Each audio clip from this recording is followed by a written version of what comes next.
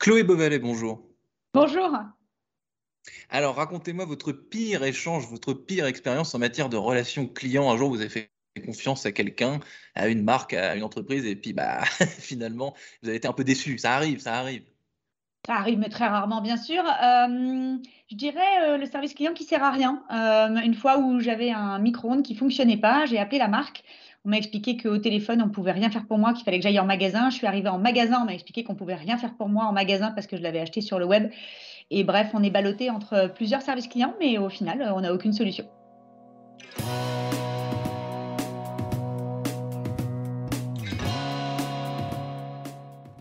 Bonjour à tous et bienvenue au Talk Dessineur du Figaro en visio avec aujourd'hui sur mon écran et sur le vôtre Chloé Beauvalet, DG en France de Citel. Citel, c'est une société qui entend réenchanter la relation client, justement, pas comme la fâcheuse expérience que vous venez de décrire, avec différents ingrédients dont nous allons parler. Est-ce que le pire écueil, Chloé Beauvalet, aujourd'hui, en 2021, et dans l'absolu, peut-être d'ailleurs dans la relation client, c'est de n'avoir personne au bout du fil et personne à qui parler et à confier ses désagréments?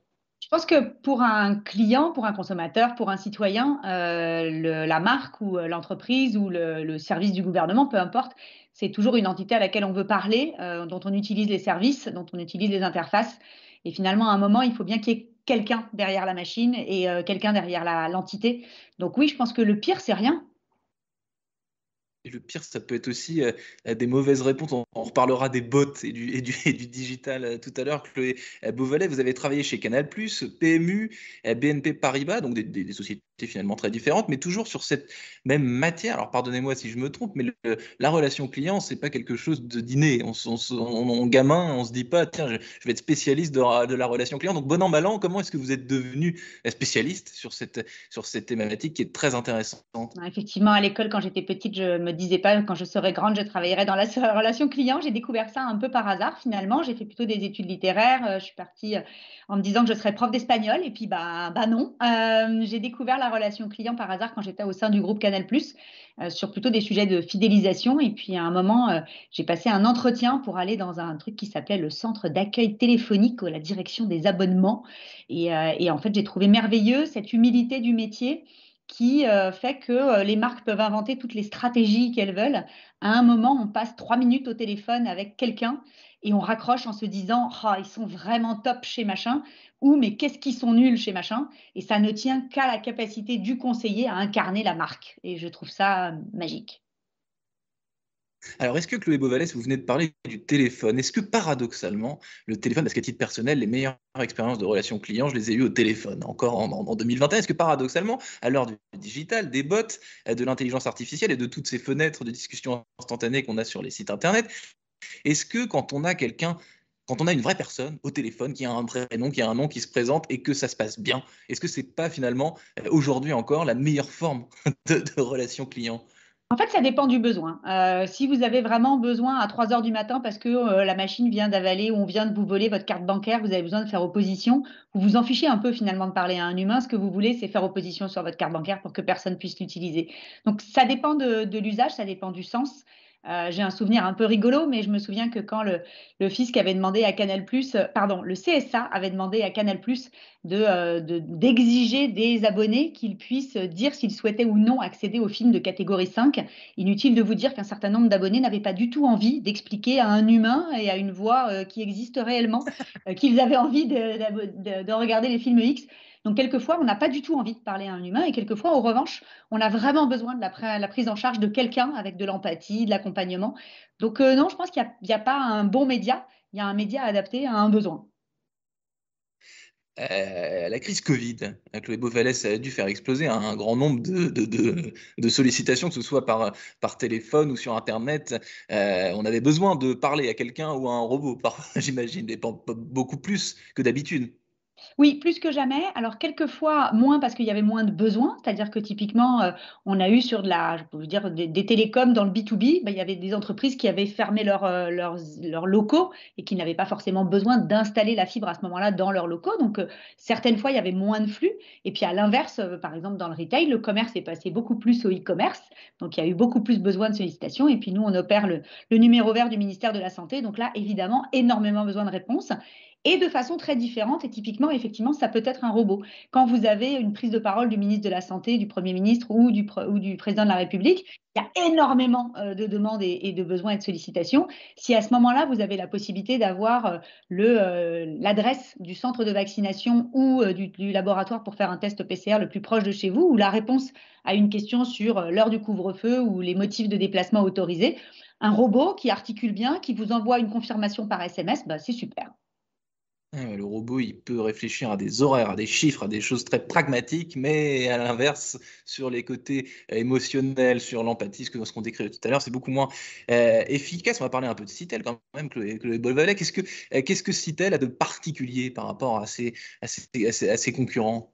C'est une très très belle success story française. Ce sont des copains de Subdeco qui ont inventé cette entreprise il y a 27 ans et ils sont toujours aujourd'hui à la tête de l'entreprise. Cet ADN entrepreneurial est toujours très présent et pourtant aujourd'hui c'est 160 000 personnes dans presque 50 pays. Donc c'est vraiment une dimension internationale extraordinaire, mais toujours adossée à ces deux fondateurs français, à un actionnariat de la famille Mullier qui est français aussi. Donc un ADN entrepreneurial français dans une entreprise internationale et un vrai engagement autour de l'innovation. Évidemment, notre métier, c'est avant tout de mettre des talents, des hommes et des femmes, au bout du téléphone, au bout du chat, au bout de la messagerie instantanée, derrière finalement toutes les interfaces d'une marque pour répondre aux sollicitations des clients. Mais c'est aussi justement de penser des dispositifs de montée en compétences, donc de formation, d'innovation technologique, de digital, de data, pour pouvoir délivrer le service qui soit le plus efficace, performant possible pour les marques, mais surtout pour les consommateurs finaux. Et donc, en matière de relations clients, Chloé Beauvalet, vous avez évoqué le terme de talent. Qui on recrute en ce moment? De quel profil on a besoin pour que cette relation client elle se passe bien? Alors depuis quelques années déjà, on a fait un pivot en allant de plus en plus chercher avant tout du savoir-être. Ce qu'il faut, c'est de la curiosité pour écouter réellement ce que le client ou le citoyen a à vous raconter. C'est du bon sens pour le comprendre et l'interpréter. Et c'est de l'empathie pour être capable, non pas de prendre en charge toutes les émotions des autres, parce que ce serait trop lourd à porter, mais en tout cas de pouvoir les comprendre et les prendre en charge. Et donc le vrai sujet, c'est ça. Ensuite, la technique, honnêtement, elle s'apprend. À nous de mettre en œuvre avec nos partenaires les dispositifs de formation qui permettent cette compétence technique et ce savoir-faire en plus du savoir-être. Donc, c'est finalement des profils extrêmement différents. Et aujourd'hui, les nouvelles modalités de travail avec le télétravail permettent aussi d'aller chercher peut-être d'autres profils qui n'accédaient pas à ces métiers il y a quelque temps.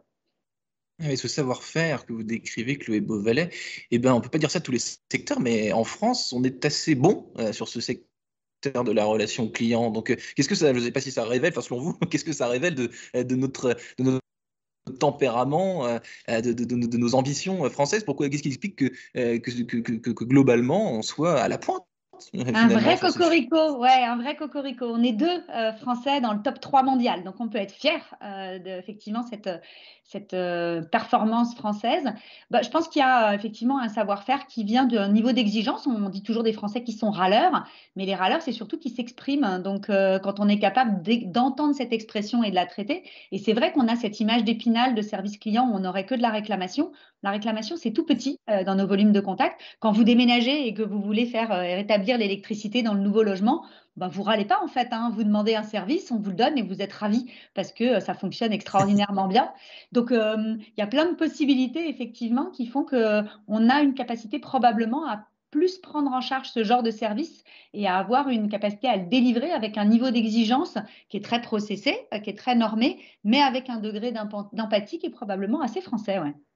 Ouais, comme quoi les râleurs, bah, enfin, c'est un défaut qui peut se transformer en qualité. Vous venez d'en faire la démonstration.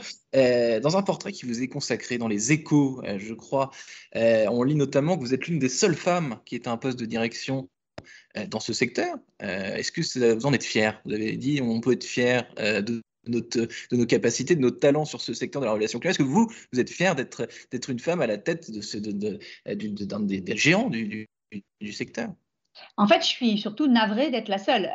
C'est un métier dans lequel on ne manque pas de femmes. Le secteur en France, hein, c'est 71% de femmes, donc on a des femmes parmi nos collaborateurs, il n'y a aucun doute là-dessus. Après, oui, je suis fière parce qu'en fait, j'ai un peu découvert ces dernières années une notion d'exemplarité qui m'avait échappé, j'avoue, mais que quand on est une femme à ce genre de fonction, eh bien oui, on montre que c'est possible et je pense que ça doit et ça peut donner envie à d'autres femmes de franchir le plafond de verre et puis de prendre ses responsabilités sans imaginer qu'il faut tout abandonner pour ça et que c'est horriblement dur. On a toujours cette espèce d'anxiété sur notre légitimité à prendre des postes à responsabilité. Non, il n'y a pas de raison. Donc, en tout cas, j'assume aujourd'hui une forme de fierté sur le fait que je prends la parole au nom de ces 71% de femmes qui ont le droit d'être 71% aussi à la tête de nos entreprises. Chloé Beauvalet, dernière question. Vous êtes également une passionnée d'art contemporain. Je crois que vous avez d'ailleurs mandaté un artiste pour réaliser une fresque dans vos bureaux parisiens. Est-ce que l'art et l'entreprise, ce sont deux choses qui se rejoignent, où il y a des passerelles? Est-ce que l'art est important pour l'entreprise? Est-ce que l'entreprise est importante pour l'art? Qu'est-ce que ça vous inspire, ça vous qui êtes une passionnée d'art contemporain, je crois? J'étais hier à Rouen et il y a des ateliers de coaching dans la gestion des appels difficiles qui étaient gérés par une de nos collaboratrices qui fait beaucoup de théâtre. Donc, il y a plein de formes d'art. On a en ce moment, au-delà de la réalisation d'une fresque effectivement au siège à Paris, on a aussi à Romainville, en proximité d'Île-de-France, un dialogue avec une association qui s'appelle Jeune Création, dans laquelle on est plutôt dans un dialogue entre les artistes et nos métiers. Et je pense que le sujet, c'est surtout de faire en sorte de donner du sens. Moi, je suis profondément convaincue que notre métier, c'est un métier de conversation, d'échange, de lien, de médiation dans une société qui en manque cruellement et qui a quelques démons qui s'éveillent actuellement. Et donc, le but, c'est aussi de jouer notre rôle et de trouver cette capacité à tisser des passerelles et à porter chaque jour un regard un peu nouveau. Les métiers de la relation client sont des métiers routiniers sur lesquels on a tous les jours des dizaines et des dizaines d'appels, de mails, de courriers, de chats, etc., d'avis Google, peu importe. Et donc, si on a cette capacité de temps en temps, enfin régulièrement, à prendre des respirations, bah, d'abord, on sera plus impliqué, plus engagé dans chacune des interactions, mais on sera aussi capable de porter un regard critique sur ce qu'on fait, de faire des pas de côté, d'inventer des choses nouvelles. Et je suis convaincue que la façon dont on fera de l'expérience client demain n'aura probablement pas grand-chose à voir avec ce qu'on fait aujourd'hui, si ce n'est d'y mettre du cœur et d'avoir envie de tisser ces conversations et ces liens entre les marques et les consommateurs. Chloé Beauvalet, donc DG en France de Citel, merci pour ce discours infiniment enthousiaste sur la relation client. Je vous souhaite une bonne continuation et je vous dis à très bientôt. Merci infiniment pour votre intérêt. Bonne journée.